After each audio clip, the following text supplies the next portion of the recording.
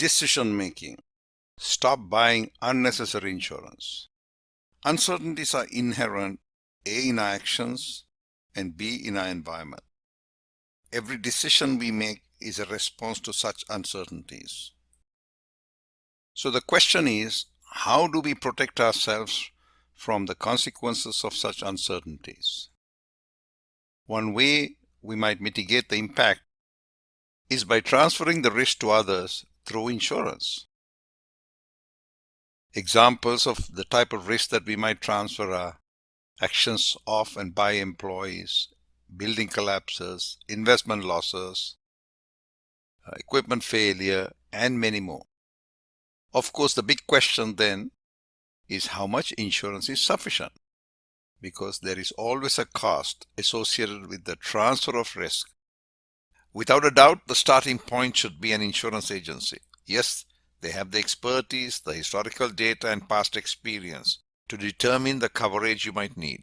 But beware, your insurance agent's motivation is to go high because A, he makes more money on the sale, B, he wants to protect himself against being accused of bad advice, and C, he genuinely wants to provide you the best protection.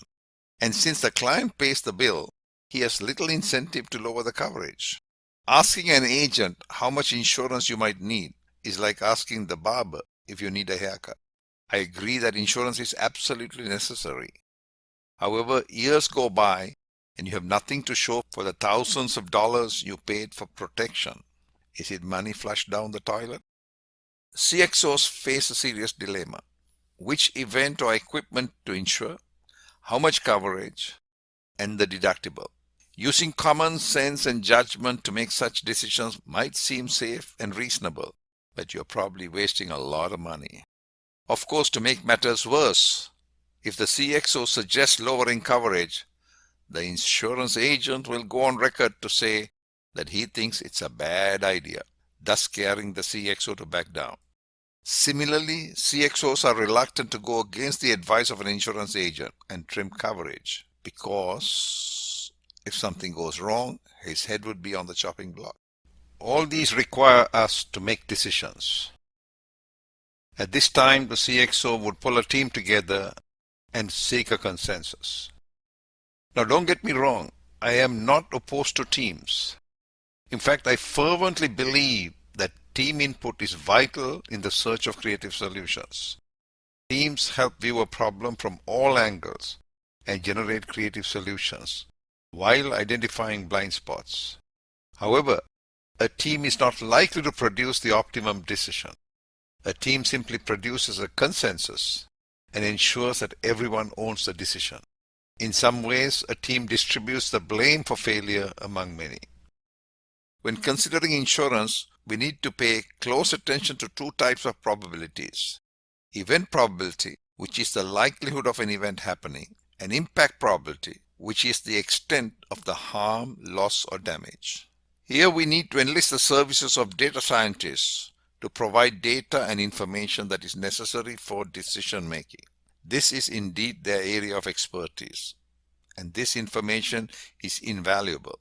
However, you should not rely on them to make decisions, because all decisions are driven by inherent biases of the decision maker. Would you buy insurance to protect your home from a meteorite? Not likely, but why not? Because the probability of a meteorite hitting your home is negligible. If your home is not located in the 100-year floodplain, the mortgage company does not require you to buy flood insurance. Why? Because the probability of your home flooding is less than 1%. As you can see, we are already using probabilities in our insurance decisions. But these are yes-no type binary decisions. You can use probabilities for non-binary decision making as well. Insurance companies quote higher rates for kids in the 16 to 22-year age group, while they quote lesser rates for those who have a higher education. Why?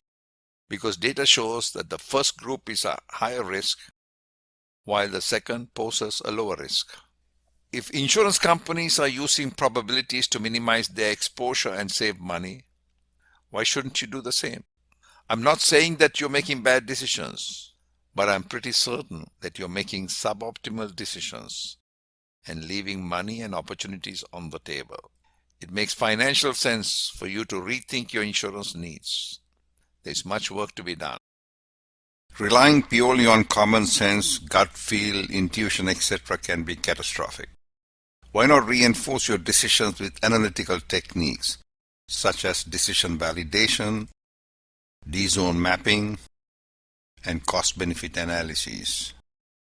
Do connect with me on LinkedIn and email me if you have any questions. Thank you for watching.